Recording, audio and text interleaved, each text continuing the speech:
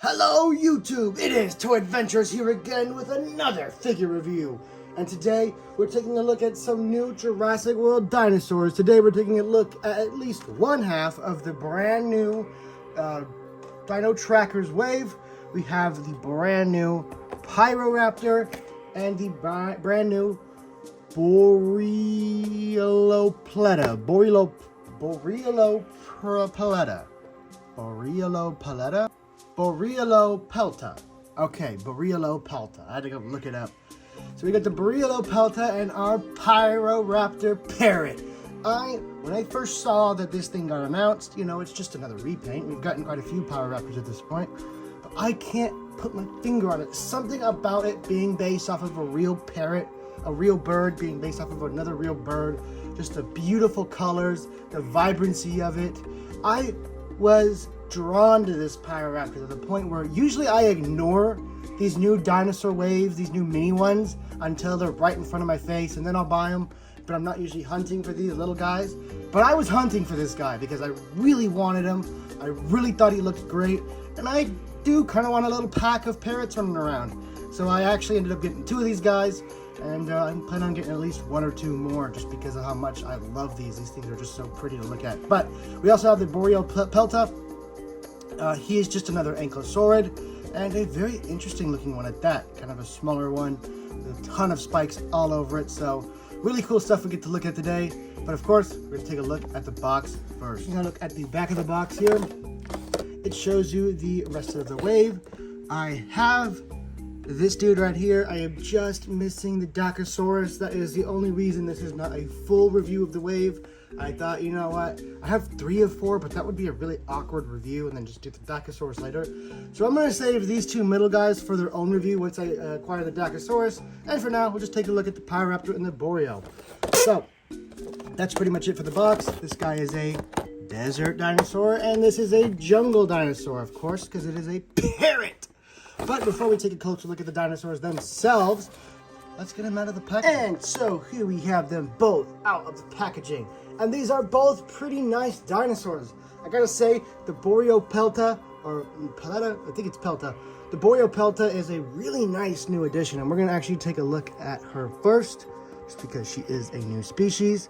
A really nice looking ankylosaurid type dinosaur here.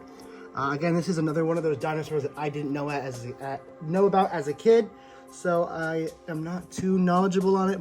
So this is kind of my first look at the dinosaur, and I think they did a great job. The sculpting on this guy, especially for a little dinosaur, is really impressive. You can see each and every individual little scale inside of the armor plating back here, all these different little osteoderms. It's just really nice attention to detail, and the sculptors at Mattel, once again, have really done a great job. Even down here to the body, a bit more basic detailing down here, but still individual sculpting, scale sculpting going on. Bottom of the tail is really nice right there. I love when they do that textured, that much more in-depth texture. You can tell that this texture is what they were trying to go for on this body, but it's just so shallow and lost. There's no definition to the scales on the bottom of the actual body, but on the bottom of the tail, you can see what they were kind of going for.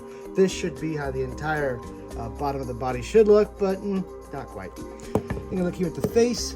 Face looks really nice, a really nicely painted eye in there. Usually some of these are really off-center with the, some of Mattel's old QC issues, but I haven't really had that problem with a lot of my dinosaurs that I've gotten.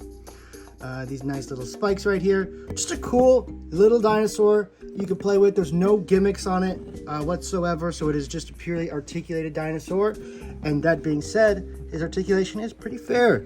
You get the up and down at the neck. Not too crazy, but you do get movement in it. And of course it rotates 360 degrees. Doesn't really move right to left at all. The arms just rotate, but not quite 360 degrees because of the giant arm spike here. But they can move a bit. Also, the body is a little too wide for them to move that far. Legs can kick up about here. Back about there. So, pretty fair movement. Of course, the tail rotates 360 degrees. And, of course, you have your little scan gimmick. But, pretty simple little figure. Just a nice little representation of a smaller dinosaur. But, as we all know, dinosaurs hardly need to do much because for hundreds of years, dinosaur toys have just been these static toy models. And if we've been happy with those, the minimal articulation on this little guy will be more than enough to satisfy a kid, and hell, satisfy me for just a cool looking dinosaur. And yeah, Boyo Pelta, good little dinosaur. I would recommend getting him, especially if you're an Ankylosaur fan. It is a well done figure, and without any gimmicks mucking up the way, it is just a solid little toy, and I like it. Colors are good, looks like a nice arid dinosaur. This thing is just a solid figure, and I think on its own, I'm gonna give this guy an 8 out of 10. He's just great. Not superb, but he is a great entry into the line and a great representation of his species, or her. That being said, now we take a look at the Pyroraptor. Now, the Pyroraptor is something we don't need any introduction to. First introduced in Jurassic World Dominion, but it was a red and black color scheme, and while that was a neat color scheme for its movie, I actually prefer the parrot here. Just because this is a really feathered up dinosaur design, and this design is, well, natural. It's from our world. It is a parrot. So it's a believable bird look, you know? And while you could say, okay, dinosaurs probably didn't have this vibrant of color schemes, but I would retort, A, you don't know that, B, they probably did for mating, and C, it's just damn cool. And it kind of reminds me of Chaos Effect, with just how vibrant and neon these colors are. So I am all over this thing. It will definitely catch your eyes on the shelf. Hell, it will catch your eyes on the pegs it's on at the store. So I love this thing. This is a very nice blue they picked, mixing with the tasteful amounts of yellow. Not too much yellow to really like ruin the design, but just enough to really add a pop to this guy with the blue kind of, since it's printing, you see a lot of blue mixed into the yellow right here, which actually kind of gives it a more of a realistic grading effect than it would be if it was all just one color. So I actually really like how technically it's bad printing, but the effect it gives off is kind of nice. The body up here, again, with the nice blue. The arms and the head plastic don't exactly match the body, but you can hardly tell, and it's really not that big of a deal, but they are technically different colors, different shades of blue. Up here at the head, you have black for the majority of the skull and the jaw, with this really nice white, just I guess face printing. What I would have liked them to add is green for this top little puff and plume of feathers right here, because that is green on actual parrots. Hell, I might just go back and add that myself just to complete the parrot look. I understand that usually they got to stick to 3 colors. I don't know why, but usually that's just their thing. So 1, 2, 3, 4. Uh-oh, pushing it. That's too many colors. So they kind of had to tone it back a bit, I guess. I don't know why they stick to like 3 to 4 base colors instead of like making them accurate, but it is what it is, and I still think this parrot looks fantastic. I'm not even gonna call it a Pyroraptor anymore. This is the parrot. There's not too much to say about these guys, so let's go ahead and just get straight into articulation, since we've already gone over this figure at least a couple times. So we all know it has a great sculpt, feathers. We all know how good its sculpt is. This is just a nice little repaint. Let's get into articulation. The head can move up and down quite a bit, so very nice. You can also rotate the head 360 degrees, of course. And the arms, they can move not quite 360 degrees, but they can move up quite a bit. They can move down. They're in this really weird little position here. The legs can move around to about there and can move up just about there. Of course, them being rubber, you can bend them and get a full 360 degrees out of that. And of course, the tail just rotates. Stand feature comes up. And that is pretty much it for these two guys. You know, there's really never too much to say about these little attack packs, which is usually why I wait for the entire wave to come out. But I felt like I had enough to say about these two that I could justify a review. I'll have just as much to say about the next two, so maybe it is a good thing that this review got split into 2 videos instead of just one long, boring one.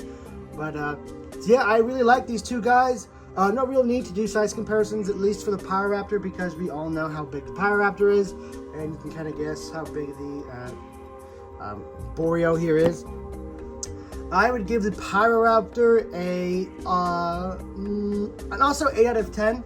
It is a great repaint, and that is a high score for a repaint in my opinion, because it is just another attempt at a dinosaur we've already gotten. But this is a great attempt. It's a great use for a repaint, and I actually hope they do more animal-inspired repaints, especially bird ones, because birds have some really crazy, wacky designs that I would love to see on some feathered dinosaur designs.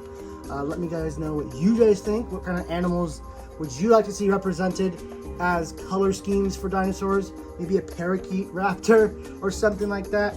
A lot of really good ideas now that we've opened this door, and I hope they continue on with more real-world inspired designs, just because they're fun and I love them. So anyway, guys, that has pretty much been it for the review for these two guys. Nothing else much to say. I think it's they're both 8 out of 10s in my opinion. Definitely worth getting. I would say, in my opinion, a lot of people would say that, yeah, get the Boreal because it's the new dinosaur. I think the Pyroraptor is the most interesting out of these two. It's a really hard tie between the Pyroraptor and the Dakosaurus, because I love when we get marine reptiles. But I think the Dakosaurus and the Pyroraptor, at least in my opinion, even though they're not the two new ones, are going to be the two most valuable from this wave. That's in my opinion. I've already seen the Pyroraptor at a few stores, so it's probably going to end up being a plate warmer, but that makes it easier for me to get a couple of them. So, no issues here. Anyway, guys, good luck at finding these. These are found at Walmarts, at least at the moment. If you live anywhere that's not California, Fred Meyer's, I heard, has them. Kroger stores also have them for those of you in the Midwest. You guys can check there. And for the rest of us, Walmarts are the best bet. Anyway, guys, that has been pretty much it for this review. Thank you all so much for watching, and stay tuned for our next review. This has been Toy Adventures, signing out. Peace, guys.